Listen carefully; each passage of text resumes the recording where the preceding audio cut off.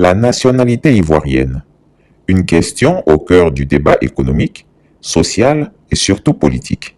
Deuxième partie est fin. Maintenant, la question sociale. Aujourd'hui, chers auditeurs, le régime liberticide d'Abidjan veut faire croire aux Ivoiriens qu'il est malsain de revendiquer sa nationalité ivoirienne de naissance à titre exclusif au profit de personnes régulièrement naturalisées. La rumeur circulait depuis quelques jours, c'est maintenant confirmé. Blaise Compaoré est ivoirien. Son acte de naturalisation est paru au journal officiel. Il est signé de la main d'Alassane Ouattara, qui avait accueilli l'ancien président burkinabé lors de sa chute en 2014. Blaise Compaoré a été visé depuis par un mandat d'arrêt international. Il pourrait donc échapper à la justice. Mélissa Chemam. Le décret de naturalisation est daté du 17 novembre 2014, soit à peine plus de 15 jours après la chute de l'ex-chef d'État burkinabé. Il est signé d'Alassane Ouattara lui-même. Dès l'arrivée de Compaoré à Abidjan, Ouattara s'était même engagé à accueillir son ami aussi longtemps qu'il le souhaiterait. La Côte d'Ivoire est reconnaissante au président Compaoré. C'est donc tout naturellement que nous l'accueillons chez nous. Son frère François a également été naturalisé ivoirien. Blaise Compaoré, sous le coup d'un mandat d'arrêt international, pourrait ainsi échapper à la justice du Burkina. Il est inculpé pour attentat contre la sûreté de l'État, complicité d'assassinat et complicité de recel de cadavres, ainsi que pour son rôle présumé dans l'assassinat de l'ancien président Thomas Sankara. La Côte d'Ivoire a en effet pour principe de ne jamais extrader ses citoyens, une manœuvre qui n'échappe pas aux nouvelles autorités burkinabées. Nous apprenons par ailleurs qu'il a acquis la nationalité ivoirienne et que par conséquent, selon des textes, on ne doit pas extrader des Ivoiriens vers d'autres pays. Bon, donc, vous savez, en matière de droit, on peut trouver beaucoup de subterfuges. Pour l'instant, en tout cas, notre mandat d'arrêt est toujours d'actualité en ce qui le concerne et en ce qui concerne également les autres burkinabés pour lesquels ce mandat a été déposé auprès de la Côte d'Ivoire. Les autorités ivoiriennes, quant à elles, ne souhaitent pas commenter ces informations. C'est une affaire strictement personnelle, selon une source anonyme. On a fait croire à nos parents du Nord, majoritairement musulmans, que la religion proclamait la fraternité de tous les musulmans sans considération de nationalité. C'est ainsi que dans 80% des cas, les imams en Côte d'Ivoire sont d'origine étrangère. Dénoncer ce fait ou tenter seulement de le dénoncer vous cloue au pilori. Les Ivoiriens se retrouvent donc aujourd'hui face à un véritable problème social. Ainsi, on peut trouver dans notre administration, et cela jusqu'à la présidence de la République, des employés Maraka, Daffin, Koroboro, Peul et Wolof, pour ne citer que ces groupes ethniques issus de la sous-région. Ma mère est moitié baoulée, elle est d'Aouya. Le chef d'Aouya, là, c'est mon oncle, le chef actuel d'Aouya. Mon père est certainement de Boundali. De ce fait, des milliers de personnes, toujours rattachées à leur pays d'origine, travaillent dans notre administration et dans notre armée. Selon vous, vers qui irait leur loyauté en cas de conflit? Attention, ne pensez surtout pas que Christiapi est contre les étrangers. Loin s'en faut. Néanmoins, vous conviendrez avec moi qu'aucun pays limitrophe n'accepterait des Ivoiriens frauduleusement naturalisés dans son administration ou son armée. La question de la nationalité, oui, on s'est rendu compte qu'avec la réunification de l'armée et la manière dont on a récupéré tout le monde, que tous les militaires, il y avait certains qui ne pouvaient pas prouver qu'ils étaient ivoiriens. Donc il y en a qu'on a sorti et on a fait un enrôlement biométrique. Je peux vous dire, l'enrôlement biométrique nous a permis de délaguer, parce qu'il y en a qui ne se sont pas présentés. Ils ont pu quitter les rangs, parce qu'ils savaient que s'ils mettaient leurs empreintes, ça n'allait pas correspondre peut-être au nom ou à la carte qu'ils ont donnée. Donc on est en train vraiment de restructurer les choses, et à partir de ce moment, il y a une empreinte. Ma question est, quel pays laisserons-nous à nos enfants? Chers Ivoiriens, regardons ensemble dans le rétroviseur de l'histoire et prenons un exemple très connu. Dites-moi où la générosité du peuple palestinien, qui a accepté d'accueillir les Juifs persécutés dans le monde, l'a conduit aujourd'hui, après la création de l'État d'Israël en 1948. Ne sont-ils pas étrangers et pourchassés sur leur propre terre, et même bunkérisés dans la bande de Gaza? Apprécions-nous réellement et à sa juste mesure le danger qui guette le peuple ivoirien? En avons-nous vraiment conscience ou préférons-nous continuer à le sous-estimer? Comme je vous le disais dès le début de cette vidéo. Bonjour Monsieur Bonnet, voilà, je suis un jeune Ivoirien résident en Tunisie. Voilà, j'ai vu une annonce sur votre mur concernant le passeport ivoirien. Donc je voulais aussi apporter mon expérience ou ma connaissance au niveau de la Tunisie. Voilà, c'est un peu le même cas partout, hein. C'est le même cas partout. Si c'est le même cas au Maroc, c'est le même cas qu'on retrouve ici en Tunisie. Mais ici en Tunisie, il ne s'agit pas seulement de Camerounais. Ici en Tunisie, on a des Guinéens qui ont le passeport ivoirien, on a des Libériens qui ont le passeport ivoirien, on a des Maliens qui ont le passeport ivoirien, on a des Camerounais même qui ont le passeport ivoirien. Et les Camerounais même le disent qu'ils achètent à 250 000 francs. C'est pas de leur faute, sinon nos autorités sont corrompus. Et ils achètent à 250 000 francs. Mais pour les Guinéens, il ne sait pas comment ça se passe. J'ai trouvé même un Nigérien, un gars qui vient du Niger qui avait le passeport ivoirien, qui est aujourd'hui en France. Il est venu avec le passeport ivoirien. Je connais encore un jeune Burkinabé qui a le passeport ivoirien, qui est venu avec le passeport ivoirien. Voilà, il est burkinabé, mais il a le passeport ivoirien. Il dit qu'il a juste utilisé le passeport pour pouvoir venir en Tunisie, parce qu'il est né en Côte d'Ivoire. Donc c'est un peu difficile à ce niveau-là. Est-ce que les gens utilisent le passeport, surtout les Camerounais, ils utilisent le passeport ivoirien pour des sales besognes. Ils utilisent le passeport pour les sales besognes. Quand ils sont arrêtés par la police, du coup, c'est la communauté ivoirienne qui est mal vue. L'ambassade de Côte d'Ivoire au niveau de Tunis ici est un peu au parfum de ce qui se passe, ou bien de ce qui s'est passé au niveau de l'aéroport de Tunis-Carthage dans le mois de Ramadan. Voilà, pendant le mois de Ramadan passé. Il y a eu plusieurs Ivoiriens qui étaient bloqués au niveau de l'aéroport juste parce qu'ils sont Ivoiriens. Voilà, juste parce qu'ils sont Ivoiriens, donc ils ne pouvaient pas pénétrer sur le territoire ivoirien. Si c'était possible même que la police tunisienne nous attrapait même dans les rues ici pour nous rapatrier, s'ils avaient les moyens de le faire, ils allaient le faire. S'ils pouvaient le faire là, ils allaient le faire. Parce que les Ivoiriens sont très mal vus ici, à cause de nos passeports qui se retrouvent dans la main de tout le monde. Tout le monde utilise le passeport ivoirien ici, tout le monde est ivoirien ici en Tunisie. La vente de l'alcool est illégale ici, mais quand ils vont tomber sur des gens qui vendent de l'alcool, ils vont aller trouver que ce sont des Ivoiriens. Et quand ils vont en prison, quand la communauté, les chefs de communauté ivoirienne font intervenir, il se trouve que ce sont des personnes qui ne sont même pas ivoiriennes. Mais le fait que la police les a arrêtés avec des passeports ivoiriens, donc automatiquement, ils sont considérés comme des Ivoiriens.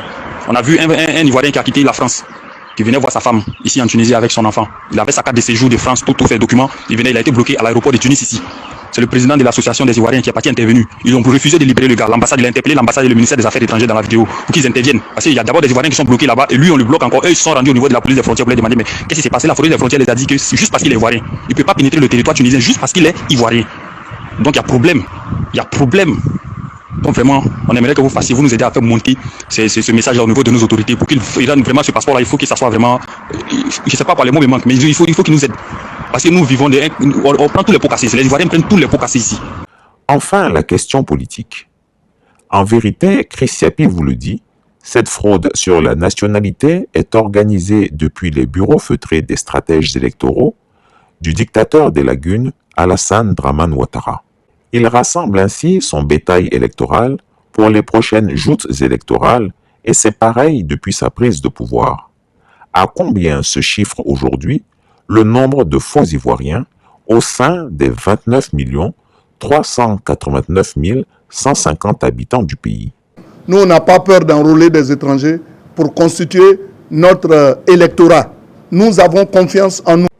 Plus connu en Côte d'Ivoire sous le nom de Mouton de Ouattara ou d'Ado Mouton, surnom revendiqué par les plus hautes personnalités du pays, il suffit de leur dire que les Bousmani, entendez par là les non-musulmans, vont les chasser du pays s'ils reviennent au pouvoir, pour que ce bétail électoral obéisse aveuglement au berger Ouattara en allant voter pour lui et ses candidats. Cependant, le vieux Grigou déteste que l'on agisse en dehors de son réseau, car comme il le dit, tout ce qui n'est pas maîtrisé peut entraîner le chaos. C'est donc pour empêcher le chaos et surtout l'anticiper qu'ordre a été donné de mettre aux arrêts certains Libanais qui osaient naturaliser leurs ressortissants en dehors de, entre guillemets, sa voix officielle à lui. Diantre, s'est-il exclamé, ces Libanais vont attirer l'attention sur le grand remplacement que j'organise avec toute cette anarchie. En plus, ils ne reversent rien à mon réseau, alors qu'ils se font des bénéfices monstres avec ce juteux trafic de passeports ivoiriens qu'ils ont organisé. Non contents d'avoir leur mafia, d'avoir la main mise sur notre économie, d'être passés maîtres dans le blanchiment d'argent et le trafic de cocaïne, d'avoir colonisé des quartiers entiers d'Abidjan, renommés Beyrouth par les Ivoiriens, ces Libanais viennent marcher sur mes plates-bandes en touchant à mon domaine réservé. Je ne les laisserai pas faire. Fin de citation.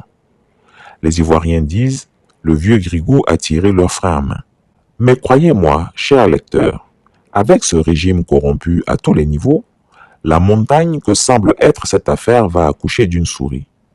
Moi, Chris Yapi, je joue mon rôle d'éveilleur de conscience et de lanceur d'alerte. Condamné le 11 décembre 2023 à 6 mois d'emprisonnement par le tribunal de première instance d'Abidjan pour être le cerveau d'un réseau de trafic de passeports et de fraude sur la nationalité ivoirienne, l'homme d'affaires Abbas Badreddine a été relaxé ce mercredi 12 juin 2024 suite à un procès en appel. Retenons simplement que la vérité a triomphé. La Cour a déclaré notre client, M. Badreddine Abbas, non coupable des faits qui lui étaient reprochés et a ordonné sa relaxe. Pour nous, en tant qu'avocat de la défense, c'est une décision satisfaisante car elle est parfaitement conforme à notre ligne de défense.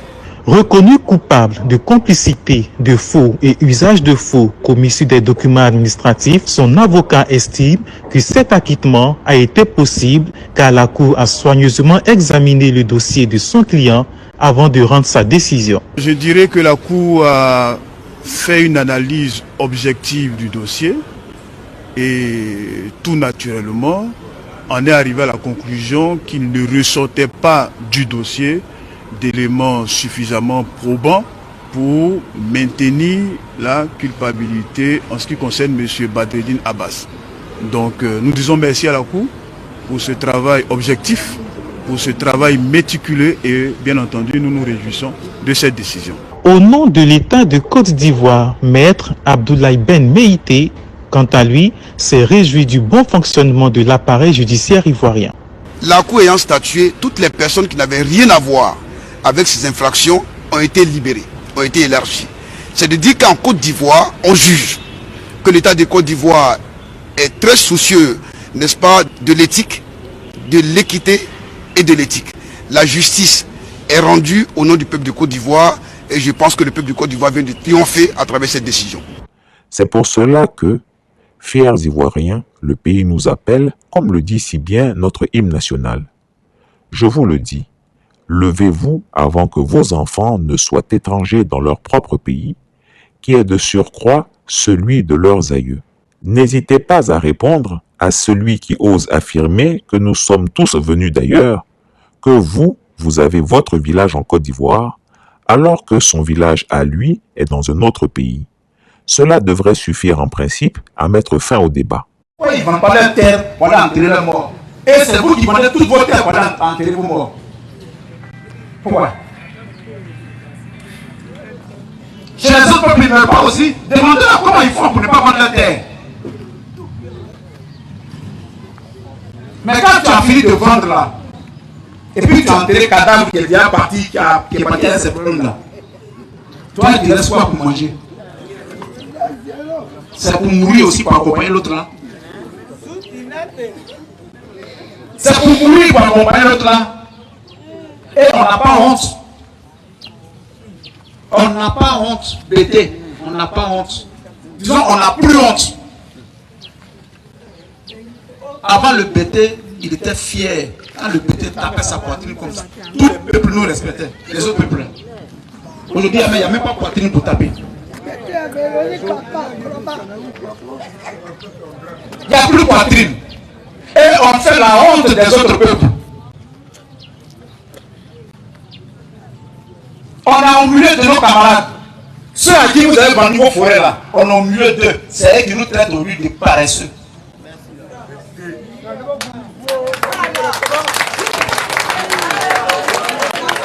Vous avez fini de leur rendre service. Vous leur avez vendu tout. Aujourd'hui là, on est plus que souvent, on a les mêmes niveaux. Mais on ne peut même pas les regarder pour parler aussi.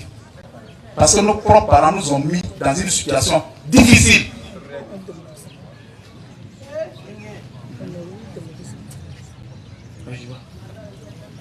Ailleurs on ne vend pas. Et on n'a pas honte. Je le dis bien. On est devenu, quel mot je peux employer même? On est devenu des hommes indignes. Et on est devenu des étrangers dans nos propres villages. J'étais à Tehiri. J'étais à Tehiri. J'étais à Tehiri. S'il vous plaît, on écoute bien. On n'est pas venu ici pour s'habiter, on écoute bien.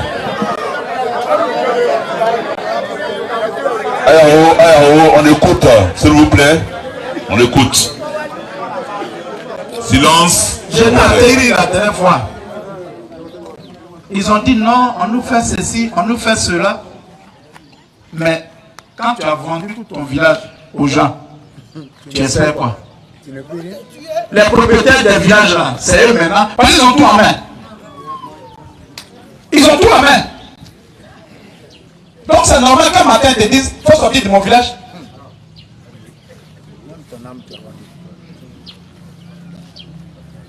Et sinon, nous sommes venus pour vous parler. Pour vous regarder droit dans les yeux. Et vous dire que vous avez très mal fait.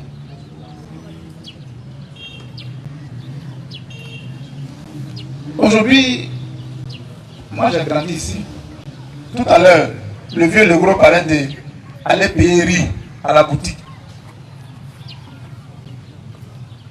C'est à Bopayou et puis Zeba qui m'ont élevé ici. On n'avait jamais payé du riz au marché. Le grenier était toujours plein. On ne payait pas aubergine, on ne payait pas gombo, on ne payait pas piment. Aujourd'hui, quand je vous vois en train de couper aubergine sur la route de champs, aubergine des femmes baoulées, j'ai honte de vous. Quand vous êtes en train de couper gombo des femmes droit sur la route là, j'ai mal au cœur. Mais quand on finit de tout vendre là, il reste quoi? On est devenu comme des fonctionnaires dans nos propres villages. Parce que qui fait du riz encore actuellement? Personne. On attend boutique Diallo pour aller payer du riz pour manger. Alors qu'on n'a pas l'argent. Et vous avez fait, le BT est devenu un homme quelconque. Il ne représente plus rien. A disparu. Et nous sommes venus pour vous parler. Il faut que ça s'arrête. Il faut que ça s'arrête. Parce que quand vous avez tout vendu, tu as 10 enfants, tu as vendu toute la forêt. L'enfant, il va faire quoi? Il va aller se droguer. Il va aller se droguer. Et vous êtes surpris qu'on vous vole dans vos villages. Chris Yapi ne ment pas. Retrouvez Chris Yapi sur ses deux chaînes YouTube, sa chaîne Dailymotion, Instagram et VK.